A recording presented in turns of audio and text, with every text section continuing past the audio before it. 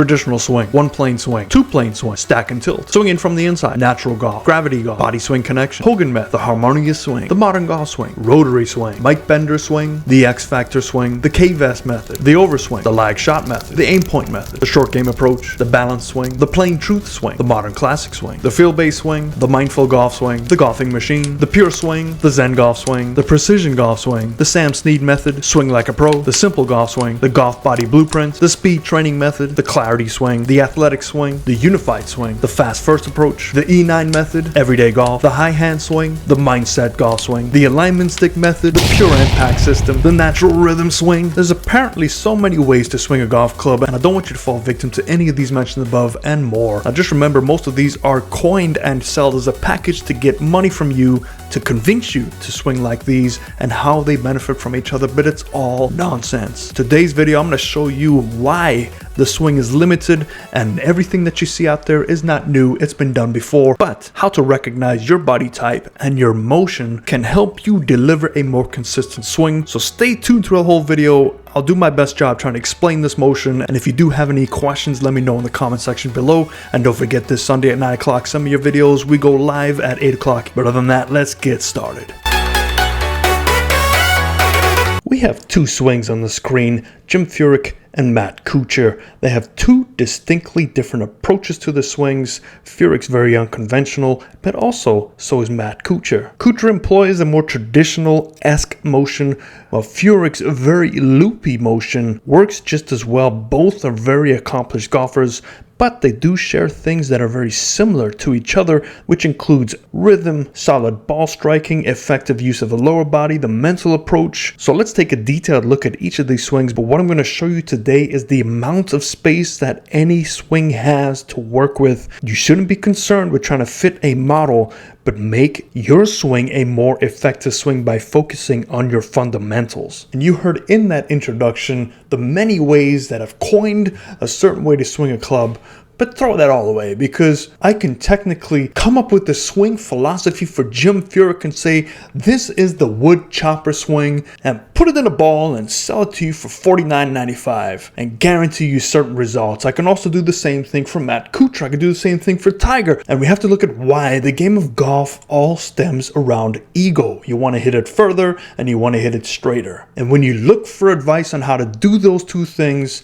you run into a barrage of ideas. And what I want to try and convince you is, don't look for those ideas. Look to your own swing to better your own swing. So we can see already that these two players share a very similar setup, and we see it's a very heel-based setup, which means that their weight centering is sitting on the back of the arches of the heels. Now we took the arches of the heels of Matt Kuchar on the left side because the camera's a little bit to the right and it changes his foot line. Now what you'll notice is the initial takeaway is they do a very similar job right to about here of taking that club on that lower plane line, but from this point on they decide to do two different motions. We see obviously the guy on the left go much higher than the guy on the right, but where does this move come from? So we see some differences here. Jim Furyk on the left, he has enacted some shoulder tilting, where Matt Kuchar has leveled out his shoulder tilting, but also the weighting of the club, how they hinge their hands.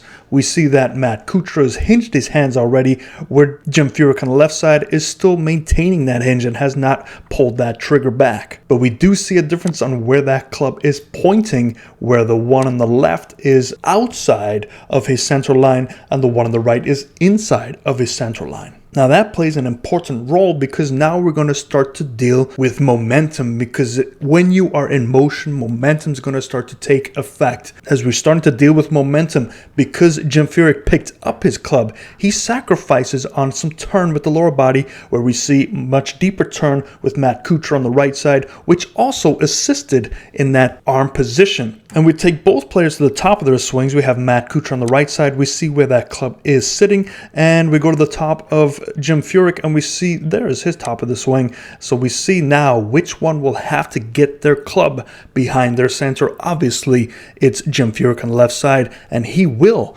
get it to the center. But every golf swing relies upon their triangle and where that triangle is pointing. So if you take a look at this triangle, we see that this triangle, the right elbow is much higher than the left, and the other triangle, the right elbow is lower than the left side. And this does play a part in how that club wants to naturally form down to the plane line. And you can see they're pointing at the plane line, but in order to match that lower plane line, obviously the one on the left side has to do some manipulation. But because we have limited turn on the left side, you will see a different motion into the golf ball, and it's an opposite effect. And now remember that Jim Furyk had more tilt on his initial takeaway and Kuchar had more turn.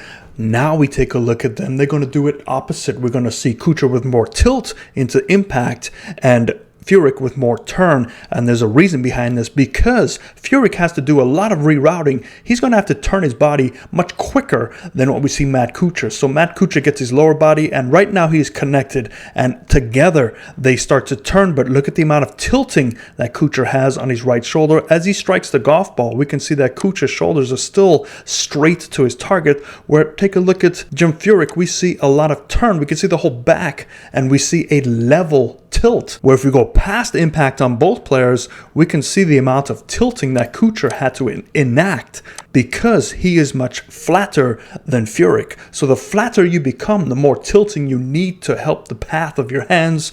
The more steep you become, the more turn you need to clear your body so your hands have the room to drop and essentially fall behind your body while you turn into the golf ball. And just to show you, let's back up to the top of the swing and let's look at the angle of the tilting. So we're going to look at Jim Furyk on the top and Matt Kuchar on the top. And as we get down into impact, we're going to see a big difference. Jim Furyk is about 22 degrees, but look at Matt Kuchar. Look at the amount of tilting he has to enact. He's at 33 degrees, so we have 10 more degrees of tilt. So you can see how the tilt-turn relationship changes depending on where your hand is at the top of the swing. So my whole point of this video is to show you your work area that you have to work with. But before we get to that, we're going to look at one more thing that these two definitely have in common, that all good ball strikers have in common. So if you want to emulate anything, it is this. We're going to go at their impact position. We're going to draw their spine angles and also that back brace line. And if you go to their address position, you can see that they're relatively the same lines from address to impact. It doesn't matter how you do it. As long as you can maintain your posture, you will have a successful swing, because your arms and hands do need that stability. They need your spine angle to stay the same. They need your back brace line to stay the same, so they can learn how to revolve around that steady angle. If it's upright, that's fine. If it's flat, it's fine. If you have a loop, it's okay.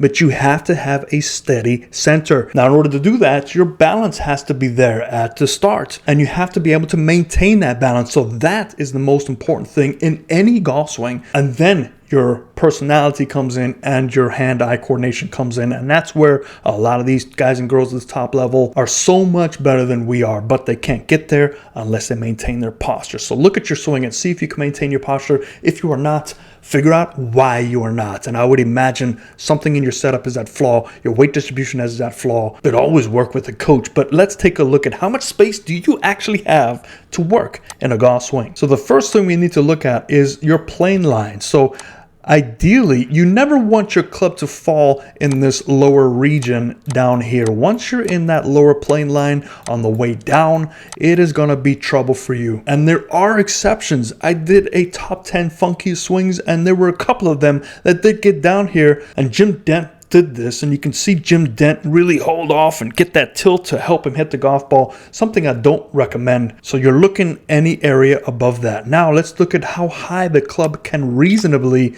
go. So even if you have a completely upright motion like Jim Furyk, that is what you're looking for. So now we draw a line up to here. So realistically, you have this area that the club can move any which way it would like. It doesn't have to be as tight. It doesn't have to be as steep. It can be whatever you naturally would like it to be, as long as you can do it repetitively. Now, the only way to do it in a repeating motion is like I just described. You have to have this and this stay in the same angle throughout your entire swing. Now, even if you have shoulder tilt issues, it's okay. As long as you can stay in that angle, it will give you a better chance to develop some synchronization with your arms. So where you must focus on maintaining yourself is this area. So this is your golden area. As long as your golden area here can stay, we're going to draw this in green. So this is the part of your golf swing that needs to stay the same. But you can take your hands and arms out of this area. What else is left in this area is your legs from the hips down, and this controls the upper part. So we're going to draw that upper part region in a yellow arrow. So from yellow arrow down, you have got to figure out how to stay centered. Anywhere in the red arrows, have fun. Do what you want. Have a big loopy swing. Get it flat, get it steep, whatever it wants. But it cannot become consistent unless your spine angle is consistent, your back brace line is consistent, your footwork is consistent, and that revolves around correct setup, correct posture, ball position, and utilizing that correctly to allow your hands and arms to develop a new habit around a constant motion. Hopefully that makes sense to you. If it didn't, let me know in the comments below. And this is all free education, so keep that in mind. And if you need help, don't forget Sundays at 8 o'clock, I go live here, Red Light Live series. Submit your swings to me. We talk about cause and effect. Even if you want to talk about the golf swing, let me know in the comments below. And I'll see you then. Hope that helps you. Fair as in green.